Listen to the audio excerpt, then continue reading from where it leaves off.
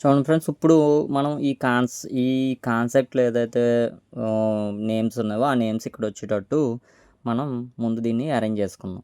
ఇప్పుడు దీనికి ఏం చేయాలి మనం? ఏం చేయాలంటే ఈ పెన్సిల్ బటన్‌ని ఒకసారి ట్యాప్ చేయండి. అది రెడ్ కలర్ అయిన తర్వాత ఈ 1 అనే ఆప్షన్‌ని ఒకసారి లాంగ్ ప్రెస్ చేయండి. మనకి బటన్ 1లో మోడిఫై చేద్దాం.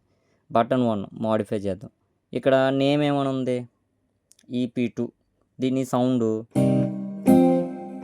కార్డ్స్ అనమాట. దీని సౌండ్ ఇలా ఉంది కాబట్టి దాన్ని సేమ్ నేమ్‌తో మనం ఇక్కడ ఎంటర్ చేసుకుందాం.